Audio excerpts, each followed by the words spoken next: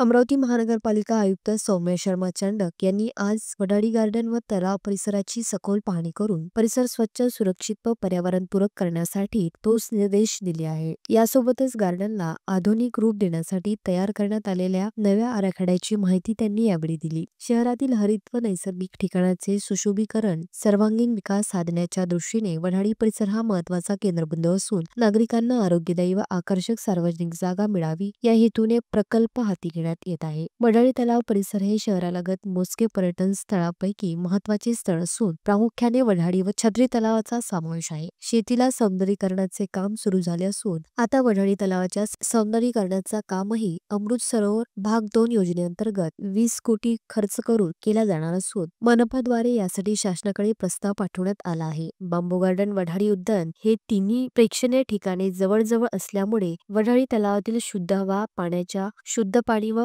आवासासाठी प्रसिद्ध आहे. तलावाच्या भागातून पाणी येत नाही त्या भागात दगडी भिंत तयार केली जाणार आहे. एवढेच नव्हे तर संपूर्ण उद्यान हे खेळाची नूतनीकरण केले जाणार आहे. यासोबतच वडाळी तलावाभोवती फिरण्यासाठी पाचवेची सोय केली जाणार असून हा परिसर आणखी देखणा बनवण्यासाठी नारळाची झाडे लावण्यात येणार आहे. याशिवाय उद्यान नागरिकांच्या स्मरणात राहील अशी लहान लहान सौंदर्य स्थळे, सेल्फी पॉइंट, मोनोरेल यासोबतच प्रशस्त वाहनतळासह परिसराचा विकास केला जाणार आहे. वडाळी तलाव मोठ्या प्रमाणात गाळ साचला असून या ठिकाणी वनस्पतीची मोठ्या प्रमाणात वाढ झाली आहे. सर्वप्रथम गाळ आणि वनस्पती काढल्या जातील. त्यानंतर पर्यावरणाच्या दृष्टीने तांत्रिक पद्धतीने पाण्याचे शुद्धीकरण केले जाईल. त्यामुळे परिसरात शुद्धता वाढणार असल्याची माहिती प्रशासनाकडून प्राप्त झाली आहे. यासोबतच वडाळी तलावाला लागून असलेल्या बांबू गार्डन देखील विविध प्रजातीच्या बांबूची लागवड करण्यासाठी प्रसिद्ध असून याची विकास आराखड्यात समावेश करण्यात आला आहे. याचाही विकास आराखड्यात समावेश करण्यात आला आहे.